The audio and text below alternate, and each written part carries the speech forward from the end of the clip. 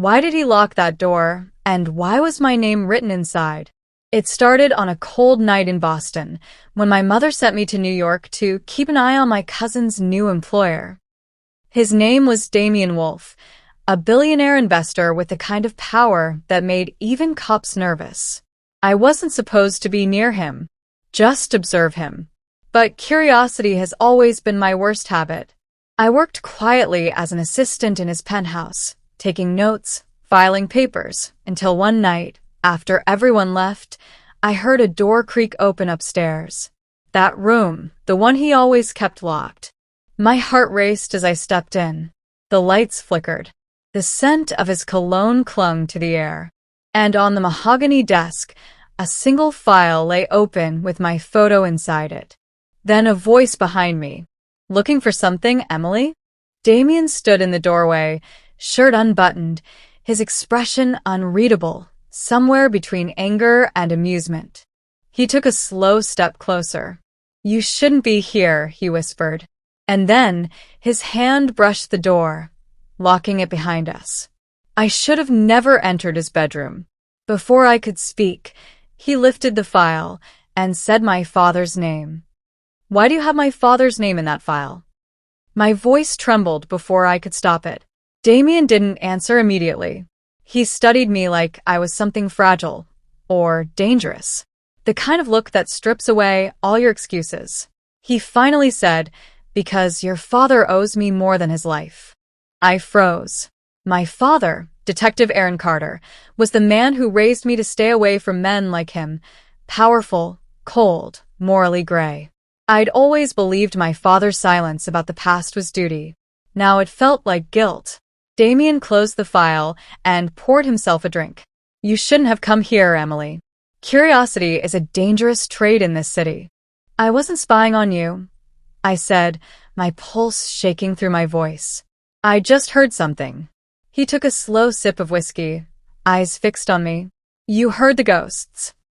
The lights dimmed as thunder rolled over Manhattan, lightning reflecting off the floor-to-ceiling glass. I could see the city stretching endlessly beneath us, glittering, silent, deceptive. Then came a knock.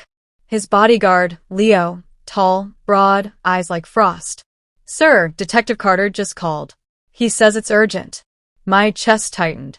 Damien's jaw flexed, his tone turning sharp. "Tell him I'll call back when I'm done." He didn't look at Leo. He looked at me. Leo hesitated, glanced between us, then left. Damien walked closer until I could feel his breath against my cheek. "Now, Emily, tell me, did your father ever mention the Rivera case?" The name hit me like a slap. That was the case that destroyed my father's career. "How do you know about that?" I whispered. Damien smiled, slow and bitter. "Because the Rivera family didn't die in an accident. They were murdered for me." For hours, I couldn't shake the weight of his words. They were murdered for me. The next morning, I sat in my cousin Lena's apartment in Brooklyn, staring into my coffee while she rambled about bills and her boyfriend. I couldn't tell her what I'd seen. Damien Wolfe wasn't just another rich man with skeletons. He was the skeleton. When I finally told her about the file, she went pale. "Emily, do you know who the Riveras were?" "Some family from New York. They were political donors. Your father investigated their deaths 15 years ago, but the case was buried. Everyone involved either disappeared or resigned." The room felt smaller, the air heavier. My phone buzzed. A message from a blocked number. "Stop asking questions." Lena's eyes widened. "You need to quit that job." But it was already too late. When I got back to the penthouse that evening, Damien was waiting, leaning against the piano, sleeves rolled up, eyes darker than the skyline outside. "You've been talking," he said. "I told my cousin. She was worried. Now she's in danger." His tone was calm, but something in his expression cracked for the first time. A flicker of regret. Before I could respond, Leo burst in, phone in hand. "Sir, there's been a break-in at Miss Carter's apartment." My chest dropped. "Lena?" Damien didn't hesitate. He grabbed his coat and keys. "We're going." The drive through the rain felt endless. Police lights flashed outside Lena's building, and I jumped out before the car stopped. Her apartment door was splintered open. The place trashed. And on the wall, scrawled in red paint, "Stay out of Wolfe's bedroom." I turned to Damien, trembling. "What is happening to me?" He looked at the message, then at me. "It's not you they're after, Emily." His voice softened. "It's me, and your father knows why."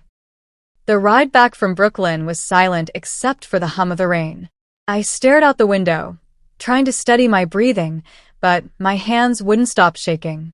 My cousin was safe. She'd been out when the intruders came, but everything else felt like it was collapsing. In the dim glow of the dashboard, Damien finally said, "Your father used to work for me." I turned, stunned. "That's impossible. He's a cop." Was, Damien corrected.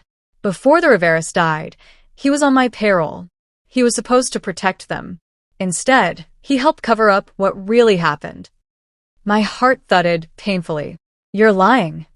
He pulled the car into a secluded spot overlooking the East River, the city lights flickering on the waves below.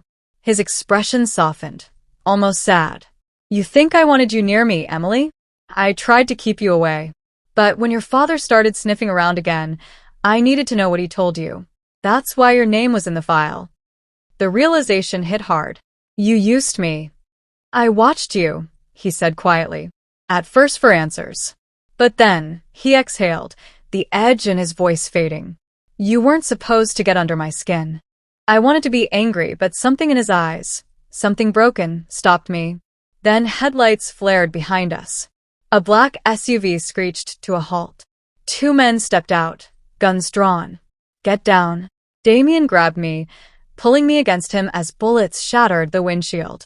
Leo's voice roared through the comms. "It's them again. The ones who hit your cousin's place." Damien pushed me to the floor, firing back through the window. "They're not after you anymore," he hissed. "They're here to finish what your father started." My blood ran cold. "What did my father start, Damien?" He looked at me, breath ragged. "A war he can't end." By the time the police arrived, the attackers were gone, leaving only shattered glass, tire marks, and questions I wasn't ready to face. Damien stood beside the wreck, his hand bleeding, his expression unreadable. I watched as he refused medical help. "They won't stop, Emily. They never do." "Who are they?" I demanded. "Who keeps coming after us?" He looked away, jaw tight. "People your father betrayed. People who once trusted him as much as I did." I didn't believe him, until later that night. My phone rang while Damien was on a call with Leo. It was my father. "Emily," he said, his voice low, urgent. "I need you to come home. Don't tell Wolfe. He's dangerous." "Dangerous?" I snapped. "You worked for him." A long pause. Then, quietly, "Not everything is what it seems." Before I could ask more, the line went dead. Damien turned from across the room, studying me. "He called you, didn't he?" I nodded. "He told me to stay away from you." He laughed softly, without humor. "Of course he did." I watched him roll his sleeves up, blood drying on his knuckles. "Tell me the truth, Damien. Did you kill the Riveras?" He walked closer, his presence filling the space. "No," he said. "But your father thinks I did. Because if I take the fall, no one looks at the man who actually ordered it." "Who?" Damien's voice dropped to a whisper. "The same man who just tried to kill you. The Rivera family's partner, Elias Carter." My heart stopped. "That's my uncle." Damien nodded slowly. "Your father's brother. He's been using you, Emily. Both of us." I took a step back, dizzy with disbelief. And in that silence, the front door opened. My father stood there, gun drawn, eyes full of something between love and regret. "Step away from my daughter," he said. The world froze when my father stepped in, gun raised. Damien didn't move. He just looked at him, then at me. "Emily," my father said, voice trembling. "You don't know who he really is." "I know enough," I whispered. "But maybe I don't know you." Damien's tone was calm, dangerous. "Tell her, detective. Tell her what really happened that night." My father's jaw tightened. "Elias gave the order. I just followed it." I thought I was protecting her mother. My stomach dropped. Mom, Damien's voice was barely a whisper. Your mother was a Rivera, Emily. My father's eyes filled with regret. You were never supposed to find out. A gunshot split the air. My father staggered, falling to his knees. Leo stood behind him, smoking gun in hand. He was going to shoot you both, he said quietly. I dropped beside my father. His hand gripped mine weakly. I wanted to save you, he breathed, from men like him. Then he went still. Weeks later, after the investigations and the lies, I found myself back in that forbidden room. The one I'd first stepped into when all of this began. It wasn't an office. It was a gallery filled with sketches, photos, all of me. When Damien finally returned, I faced him. Why my name? Why this room? He met my eyes, voice low. Because before you ever entered my bedroom, Emily, I'd already built it for you. And in that quiet, dangerous truth, I realized something. I should have never entered his bedroom, but a part of me was never meant to leave it. Subscribe for more stories where love walks the razor's edge between vengeance and obsession.